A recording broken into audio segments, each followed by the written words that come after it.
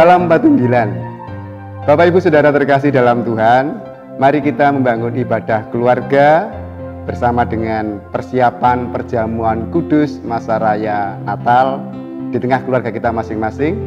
Dan wujud dari kita membangun ini, kita persiapkan diri kita sambil kita menyanyikan Kidung Jemaat 109 bait pertama dan kedua, Hai Mari Berhimpun.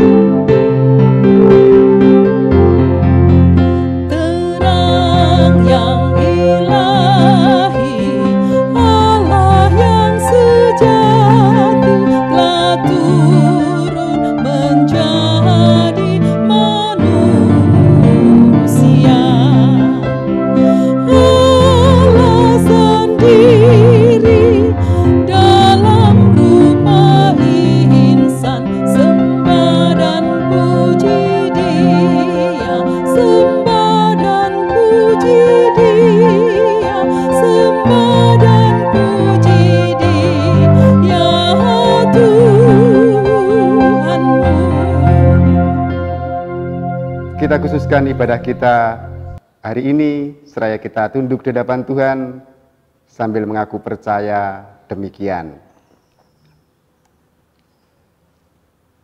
Ibadah keluarga dan persiapan perjamuan kudus masa Natal pada saat ini kami lakukan di dalam nama Allah Bapa yang telah menjelma menjadi manusia dan yang menyelamatkan dunia. Anugerah dan damai sejahtera Tuhan Allah di dalam diri Yesus Kristus merahmati kita semua. Amin. Kembali kita menyanyikan Kidung Jemaat nomor 85, bait yang pertama, Kusongsong Bagaimana.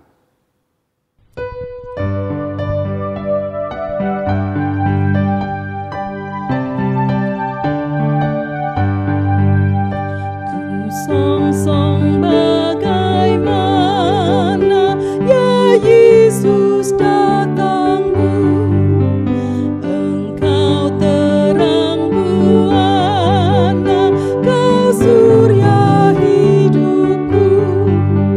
Kiranya ku sendiri penyuluh jalanku, supaya ku yakini tujuan janjimu. Bersyukurlah kita di tengah ibadah ini kita berkesempatan untuk membaca, merenungkan, sekaligus menghayati kebenaran firman Tuhan yang tertulis dalam kitab suci.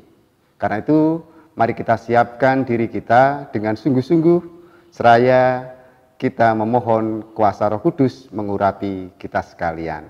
Mari sebelum membaca Alkitab, kita berdoa mohon penyertaan Roh Kudus.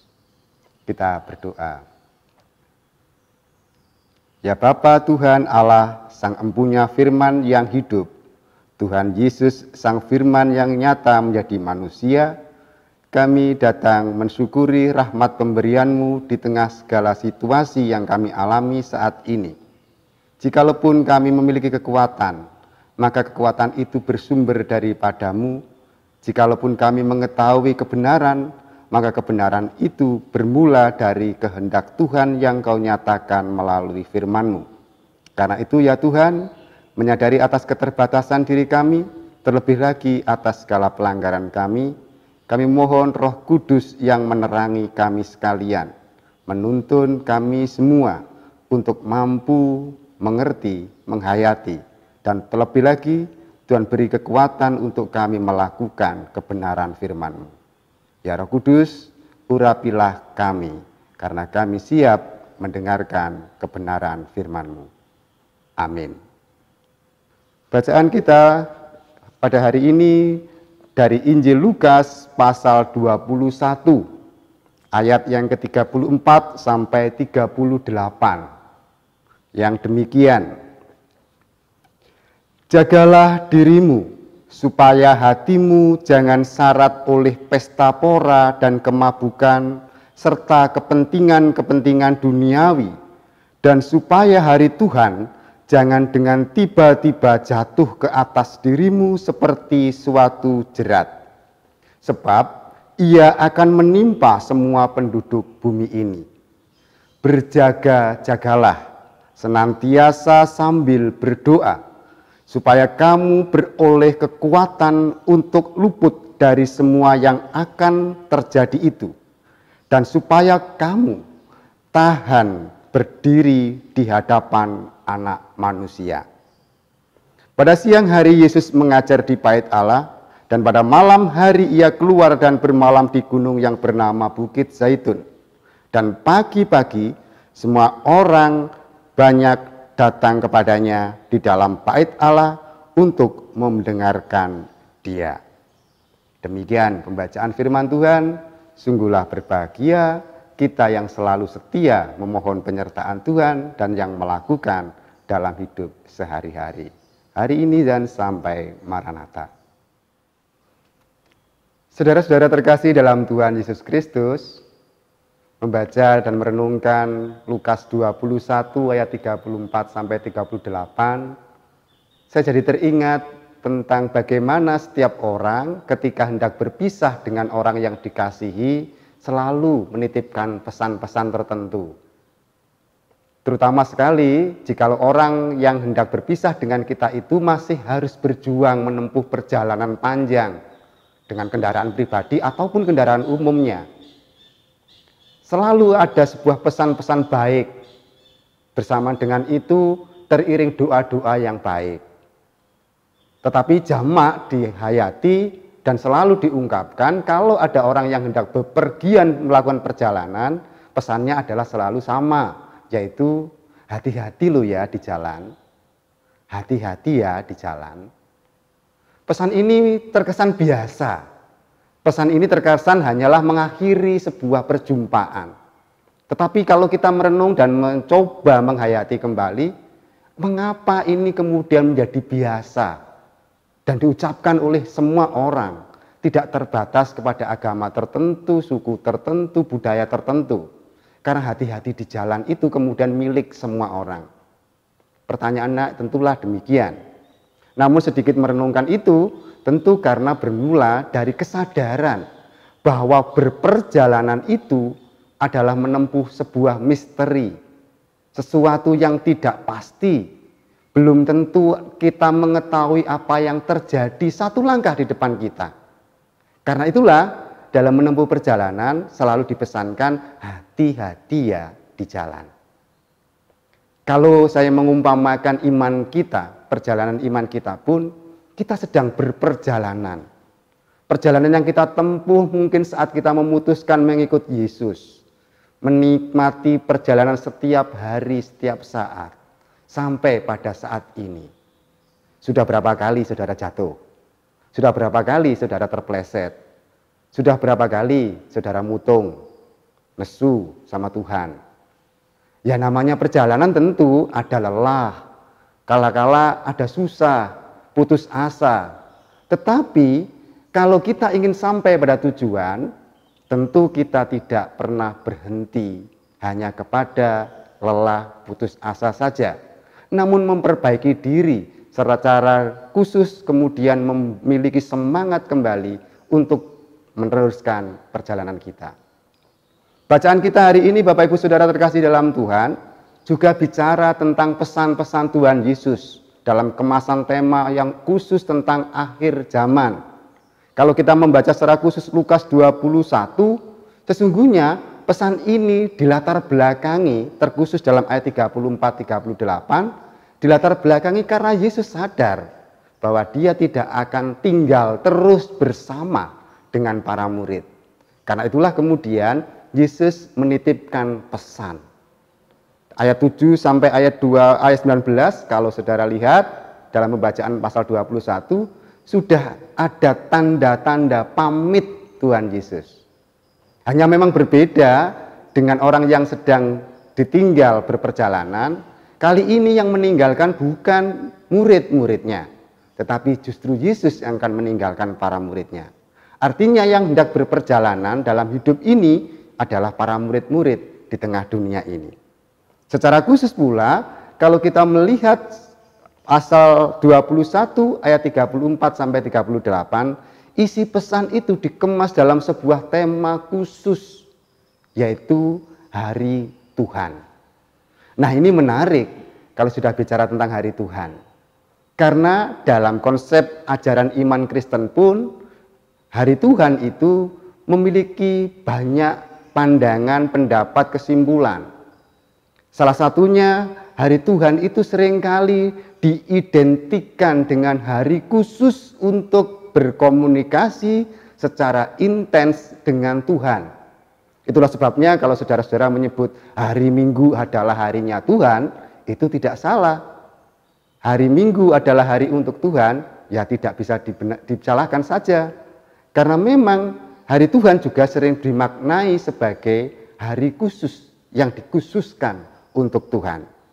Namun, di sisi lainnya, hari Tuhan dalam konsep Alkitab kita itu juga memiliki dimensi eskatologis, yaitu hal-hal berkaitan dengan akhir zaman.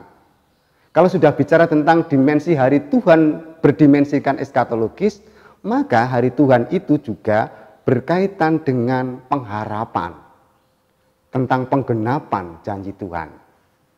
Berdebatlah kemudian para teolog memang tentang seberapa lama hari Tuhan itu akan terjadi. Karena kemudian dalam konsep eskatologis ini, hari Tuhan tidak hanya dimaknai satu hari tertentu saja, tetapi sebuah periode tertentu. Nah, perdebatan berapa lama itu memang setidaknya ada dua pendapat yang mewakili. Yang pertama itu berpandangan bahwa hari Tuhan dalam konsep eskatologis adalah periode di mana Tuhan Yesus Kristus memimpin dunia, ambil bagian dalam sejarah hidup manusia, dan itu tidak terjadi secara cepat. Namun pandangan yang kedua justru memandang bahwa hari Tuhan adalah hari Yesus datang kedua kali, dan itu dengan cepat, tiba, dan tidak bisa terprediksi. Misteri.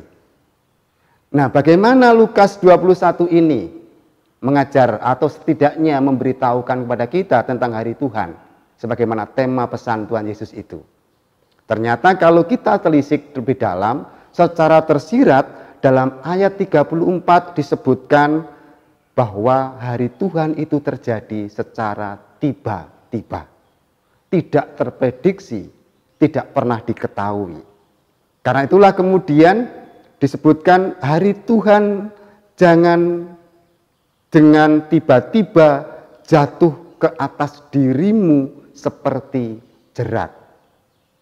Dari ayat ini maka diperlukan sebuah sikap tertentu dalam menyambut hari Tuhan. Yang pertama, nasihat Lukas pasal 21 ayat 34 sampai 38 adalah berjaga-jaga. Dan yang kedua adalah mempersiapkan diri. Dua hal inilah yang kemudian kalau direnung-renungkan secara mendalam, maka memiliki makna etis, teologis bagi laku hidup kita sehari-hari. Karena berjaga-jaga yang dimaksudkan oleh Injil Lukas adalah bermula dengan mawas diri. Menjaga diri artinya sadar keberadaannya, sadar keberadaan dirinya. Dan karena kesadaran siapa diri kita, terlebih lagi dikaitkan dengan Tuhan yang hendak memiliki hari itu, maka menjadikan kita kemudian merenungkan, berefleksi, secara mengevaluasi sikap dan laku yang telah kita alami. Inilah wujud menjaga diri.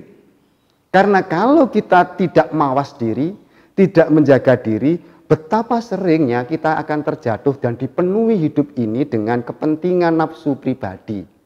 Lukas 21 tadi menyebutkan bahwa nafsu pribadi itu bergelayut dalam pesta pora, kemabukan, dan pementingan nafsu duniawi.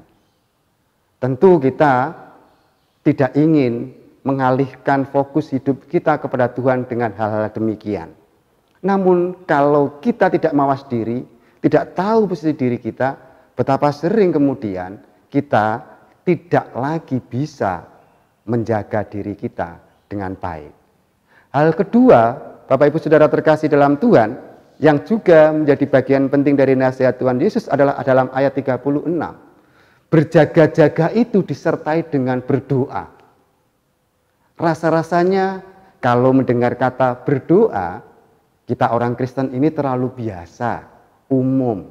Setidaknya sehari kita berdoa 3 kali menjelang makan.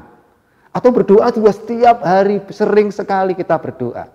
Tetapi berdoa dalam mempersiapkan menyambut hari Tuhan, dalam ayat 36 ini sederhana sekali isinya, yaitu memohon kekuatan supaya kita tetap berdiri di hadapan anak manusia yang akan datang itu. Memohon kekuatan. Bukankah itu seringkali kita karena merasa lebih kuat, kita sudah bisa, sudah mampu, lupa kalau siapa pemberi kekuatan itu. Berkaitan dengan hari Tuhan yang akan datang itu, berdiri di hadapan anak manusia itu kalau tidak diberikan kekuatan oleh Tuhan, maka tidak ada satupun yang mampu berdiri di hadapannya. Dan mengapa harus berdiri di hadapan anak manusia ketika hari Tuhan itu terjadi? Tidak lain karena berdiri itu tanda kita siap menyongsong, menyambut kedatangannya. Itulah sebabnya di tengah ibadah kita, menjelang kita hendak merayakan undangan Tuhan melalui perjamuan kudus masa raya Natal ini, di tahun 2020 ini, patut kita kembali merenung. Bagaimana perjalanan iman kita? Sudah berhati-hatikah kita? Sudah sungguh-sungguhkah kita berjaga-jaga, menjaga diri kita? Sudah benarkah kita memohon kepada Tuhan dalam setiap doa-doa kita? Atau jangan-jangan doa-doa kita justru hanyalah pemenuhan nafsu dan keinginan diri kita, sehingga kita tidak lagi ingat bahwa ada satu hal penting yang perlu kita mohonkan kepada Tuhan setiap saat, yaitu kekuatan supaya kita tetap berdiri di hadapan anak manusia yang akan datang nanti. Masa Advent tentunya setelah perjamuan ini adalah masa sangat penting bagi hidup iman kita. Karena di masa 4 minggu itu kita kembali diajak merenungkan bahwa ada saat di mana hari Tuhan itu terjadi dengan tiba-tiba. Dan kita kapanpun saatnya tiba harus siap, sedia. Selamat mempersiapkan diri, selamat meneruskan perjalanan iman. Dengan pesan yang sama, hati-hati ya di jalan. Tuhan memberkati kita. Amin. Mari kita heningkan batin kita heningkan diri kita, menghayati kebenaran firman Tuhan tadi dalam saat teduh bersama.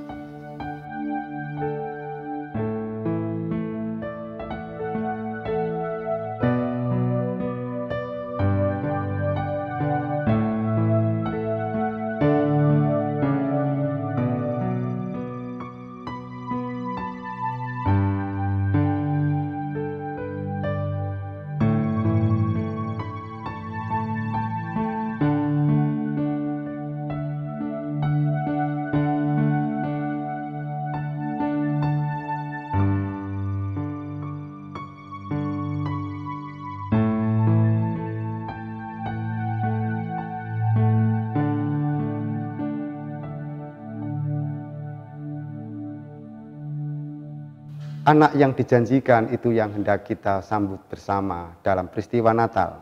Dan mari kita nyanyikan itu sebagaimana yang tertulis dalam Kidung Jemaat nomor 122 bait yang pertama. anak yang dijanjikan.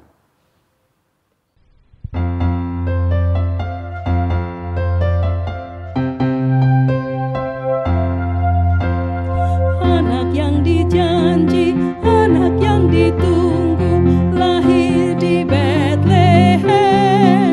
Namanya Yesus, namanya Yesus. Mari menyembahnya. Immanuel, Immanuel, Allah menyertai kita. Immanuel, Immanuel, Allah menyertai kita. Saudara terkasih dalam Tuhan, di tengah ibadah kita ini tentu kita akan merenungkan kembali dan menghayati akan makna sebuah perjamuan kudus. Karena itulah wujud dari persiapan diri kita, perkenankan saya mengingatkan kembali apa perjamuan kudus yang dihadiri oleh GKJW menurut pranata kita.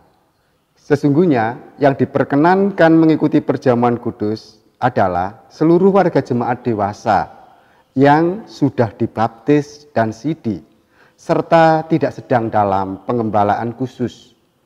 Di gereja kita, GKJW ini, perjamuan kudus adalah tanda kudus atau tanda suci yang ditetapkan oleh Allah untuk umat miliknya yang mengandung penghayatan akan kematian, kebangkitan, dan penantian akan kedatangan Yesus Kristus yang kedua. Perjamuan kudus disebut kudus, artinya siapapun yang mengikuti perjamuan kudus, ia harus hidup taat dan melakukan kehendak Tuhan dan kebenarannya. Perjamuan kudus tidak hanya menggambarkan persekutuan umat dengan Allah saja, tetapi juga persekutuan antara umat dengan sesamanya.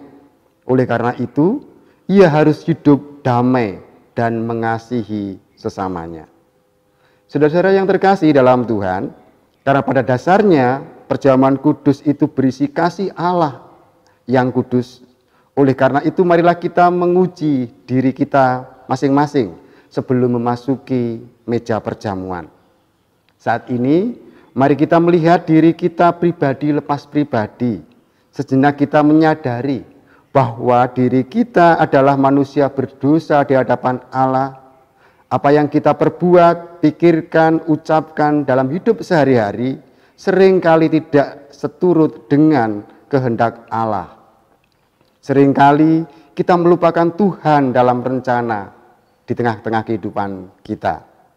Demikian juga perjamuan kudus berisikan persekutuan kita dengan sesama orang percaya. Mari kita kembali melihat dan merenungkan diri pribadi-pribadi, menyadari bahwa kita belum mampu mengasihi sesama kita dengan sepenuh hati dan benar. Seringkali dalam hati kita masih menyimpan amarah, kebencian, kekecewaan, dendam, sakit hati, dan perselisihan terhadap sesama kita. Kita akui bahwa kita belum mampu hidup damai dengan sesama kita. Saat ini, mari kita datang kepada Tuhan dan menyesali segala pelanggaran itu, seraya mengakui dosa-dosa di hadapan Tuhan, dan dengan tulus hati kita memohon pengampunannya. Karena jangan ada di antara kita yang mengikuti perjamuan kudus secara sembarangan. Kita mengakui dosa itu dalam doa. Mari berdoa. Ya Tuhan, betapapun kami telah berupaya, kami mawas diri dan menyadari untuk menjaga laku hidup kami. Namun kami ini adalah manusia yang lemah dan berdosa, sehingga seringkali upaya kami tiada berguna, dan kami seringkali mengabaikan, bahkan melupakan Engkau dalam segala karya, rencana, dan kehidupan kami. Lebih lagi ketika kami berkaca tentang bagaimana kami bersikap kepada sesama kami, kepada anggota keluarga kami. Betapa hinanya kami ya Tuhan, yang seharusnya Engkau kehendaki untuk mengasihi, memberi ampun kepada mereka yang bersalah. Namun kami seringkali terjatuh untuk mendendam dan membencinya. Ampuni kami ya Tuhan, Sembunyikanlah pelanggaran kami ini dalam wajah hadirat-Mu, supaya kasih karunia-Mu yang jauh melampaui dosa kami ini menutupkan segala dosa-dosa kami, sehingga Kau dapati kami layak untuk menerima sakramen perjamuan kudus-Mu, dan Kau mampukan kami untuk menikmati berkat kuasa kebenaran-Mu itu. Ampuni kami ya Tuhan, karena hanya kepada-Mu Juru Selamat kami, Tuhan Yesus Kristus Sang Sumber Rahmat, kami memohon pengampunan. Amin. Bapak Ibu Saudara terkasih dalam Tuhan, mari bagi setiap orang yang dengan sungguh mengakui dosa di hadapannya, terimalah berita anugerah dari Tuhan sambil bangkit berdiri. Mari berdiri. Inilah warta anugerah dari Tuhan kepada kita sekalian. Sebab di dalam Dia dan oleh darahnya kita beroleh penebusan, yaitu pengampunan dosa menurut kekayaan kasih karunia-Nya. Efesus 1 ayat yang ke-7. Saudara-saudara terkasih dalam Tuhan, atas dasar pengampunan dari Tuhan dan undangan kasih Tuhan dalam perjamuan kudus, maka perkenankan kembali saya mengajak saudara untuk memantapkan diri menerima undangan perjamuan kudus ini. Saya menjawab pertanyaan demikian. Apakah saudara-saudara bersedia untuk memenuhi undangan Tuhan dalam perjamuan kudus masa Natal yang akan dilaksanakan pada hari Minggu ini? Bagaimana jawab saudara? Apakah bersedia? Atas kesediaan saudara-saudara, maka undangan Tuhan itu kiranya semakin menguatkan kita, dan perjamuan kudus ini semakin menjadikan kita berpengharapan kepadanya.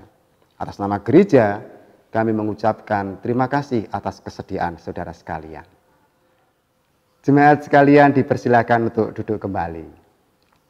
Mari kita persiapkan persembahan kita syukuri peribadahan kita hari ini, seraya dengan menyanyikan kembali dari Kidung Jemaat 119. Bait pertama, Hai dunia gembiralah.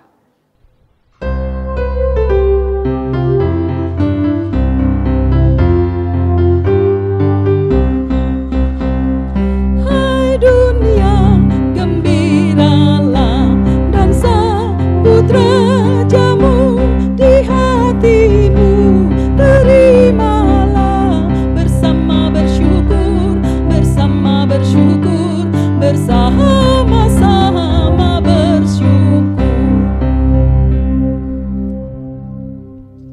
Kita bersama-sama bersatu hati menaikkan syafaat kita di hadapan Tuhan.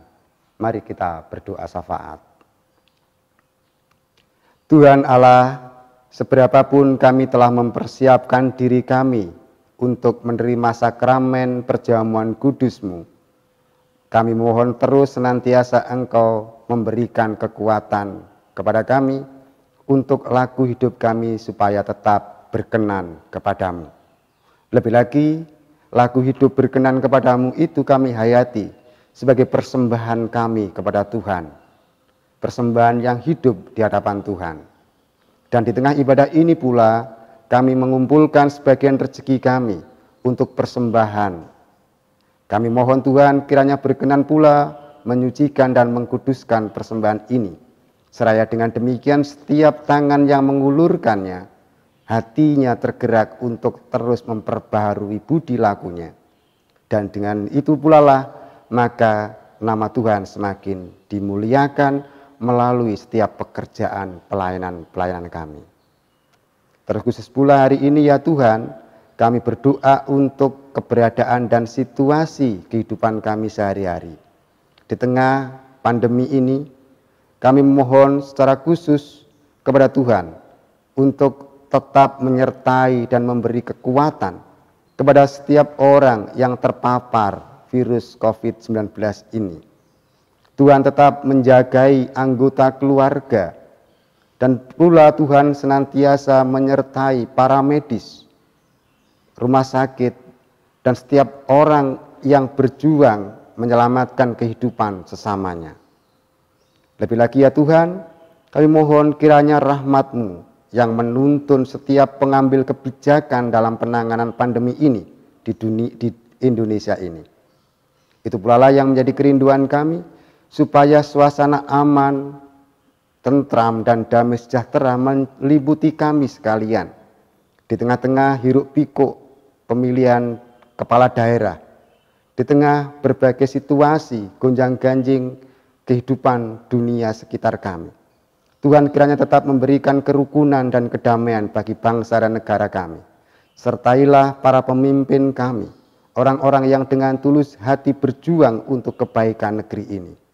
Dan Tuhan mampukan kami sebagai gereja untuk ikut ambil bagian dan karya di tengah-tengah mewujudkan hadirnya kerajaan Tuhan di tengah-tengah dunia ini.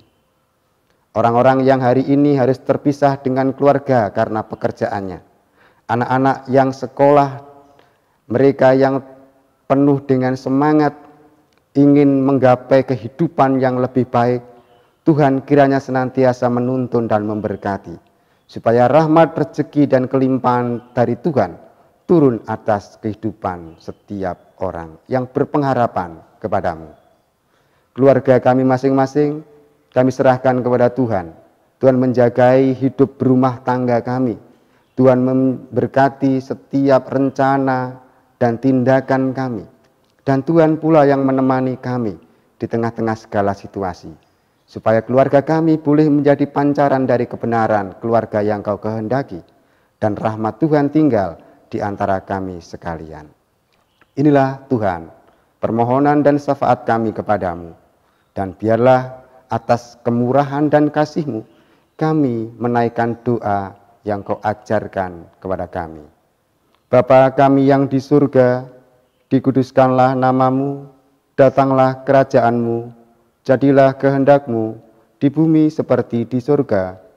Berikanlah kami pada hari ini makanan kami yang secukupnya, dan ampunilah kami akan kesalahan kami, seperti kami juga mengampuni orang yang bersalah kepada kami.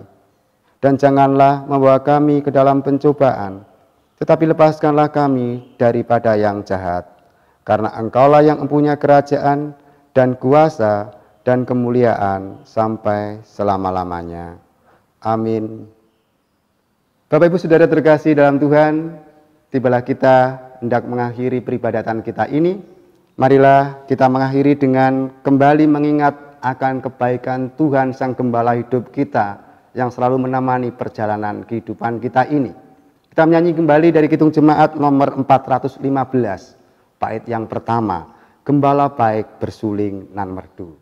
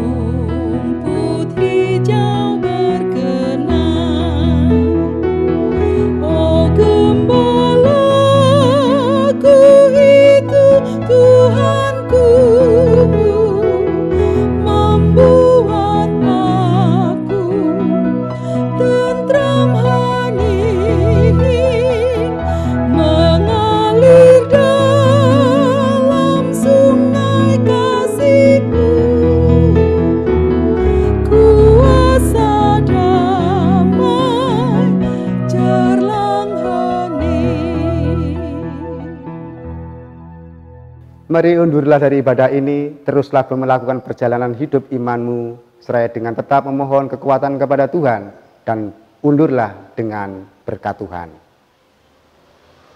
Anugerah dan damai sejahtera di dalam tangan pengasihan Allah Bapa, Tuhan Yesus Kristus, dan Roh Kudus menyertai saudara sekalian. Amin.